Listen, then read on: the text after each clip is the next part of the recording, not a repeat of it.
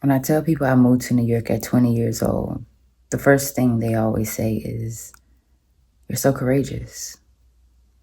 That takes a lot of courage. You have so much courage. And at the time, it did not resonate. No matter how many people said that to me, I would just look at them like, I guess. Because truth be told, nothing else made sense to me. I knew that I wanted to move to New York in the 4th grade. So to me, it was nothing courageous about it. It was just the plan that I had, and I knew I was going to do it. But now I understand what people mean by that. Because it's courageous to hold on to a dream from childhood and actually see it through in your adult life. It takes courage to believe in the idea that's been imprinted in your mind and your heart. It takes courage to trust God, not knowing how you're going to get there, but you just walk towards it anyways. But see, that's faith. But it takes courage to remain faithful. It takes courage to be rooted in faith. It takes courage to say yes to your life. But again, for myself personally at the time, that was the only thing that made sense. I knew that New York was going to see me. I didn't know how, I didn't know when, but I knew that I was going to make that my home one day. And that's exactly what I did. But now I can honestly say, 4th grade year old me, courage. Talk about a bad A. I strive not to curse, but that's what that is. And I guess in my brain, so many other words make more sense than courageous. But courageous is valid. It's a very real thing.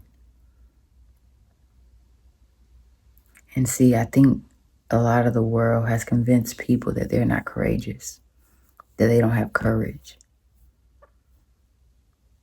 But I think it also takes courage to do things you don't like. I think it takes courage to live an existence that is creating misery in your spirit. I tell women who are in abusive relationships, it takes a strong woman to stay, but it takes a stronger woman to leave. Because to endure pain over and over and over again, you have to be strong.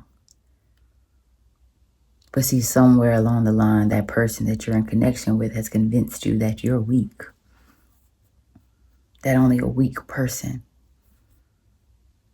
could be in a situation like this. That only a weak person could not, do whatever they want you to do, be however they want you to be.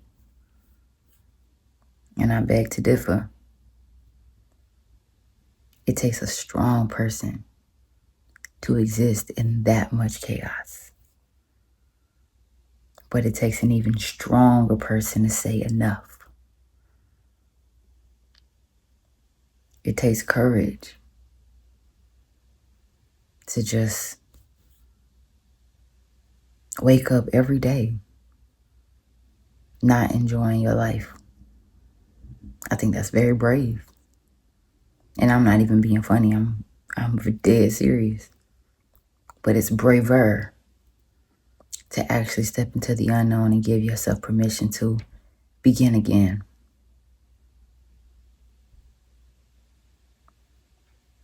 I always say it's not easy, but it's possible. And this one's not going to be too long. I feel like it's straight to the point. Excuse me. It's never a goodbye.